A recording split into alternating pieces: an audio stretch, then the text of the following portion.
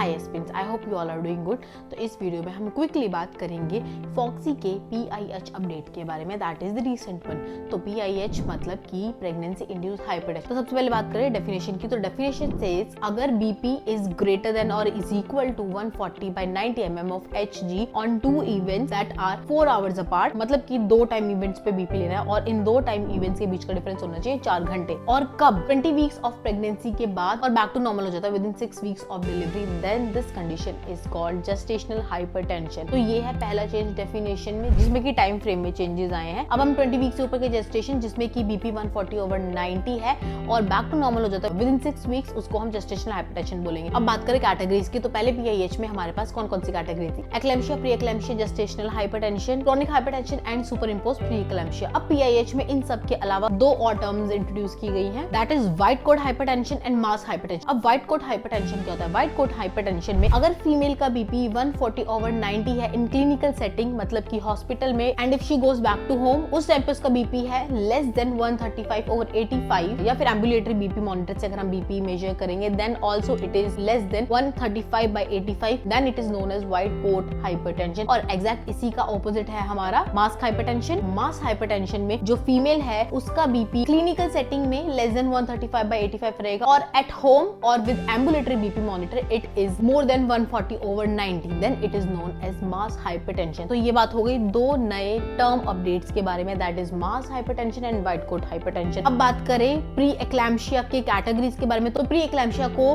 2 categories में divide किया गया, पहला on the basis of severity और दूसरा on the basis of onset of disease. तो सबसे पहले बात करें on the basis of severity में कौन कौन सी कैटेगरीज है। इसमें आता है हमारा PE विद सीवियर फीचर्स और PE विदाउट सीवियर फीचर्स। तो pre eclampsia without severe features की बात करें तो इसमें जो पेशेंट की BP रेंज देखने को मिलेगी, दैट इज अगेन ग्रेटर और इज इक्वल टू 140/90 या फिर less than 160/110 mm of Hg in the absence of pre monetary symptom. और जो लैब पैरामीटर्स रहेंगे वो नॉर्मल रहेंगे। लैब पैरामीटर नॉर्मल होने से मतलब है कि कोई भी एंड ऑर्गन फेलियर का साइन एंड सिम्टम नहीं देखने को मिलेगा। अब बात करें PE विद सीवियर सिम्टम्स, इस कंडीशन में क्या होगा? जो हमारा BP होगा या तो 160/110 से ज्यादा या इसके इक्वल होगा, और इस कंडीशन में जो हमारे प्री मॉनिटरी सिम्टम्स होते हैं वो प्रेजेंट भी हो सकते हैं और एब्सेंट भी हो सकते हैं। या फिर दूसरी कंडीशन जिसमें BP हमारा 140/60 से ऊपर होगा और pre monetary symptoms definitely present होंगे। इसके साथ साथ इस कंडीशन में अब नॉर्मल लैब फाइंडिंग्स देखने को मिलेगी, मतलब कि एंड ऑर्गन डैमेज के सिम्टम्स देखने को मिलेंगे। अब इसमें 4 अबनॉर्मल फाइंडिंग बताई गई कि कौन कौन सी अबनॉर्मल लैब फाइंडिंग हो सकती है जिससे कि आप सीवियर PE को कंफर्म करेंगे। Thrombocytopenia, elevated liver enzyme, elevated serum creatinine और अबनॉर्मल कोआगुलेशन प्रोफाइल। ये चारों अबनॉर्मल लैब वैल्यूज प्रेजेंट है। इसके साथ साथ प्री मॉनिटरी सिम्टम प्रेजेंट है, तो हम क्या बोलेंगे इसको?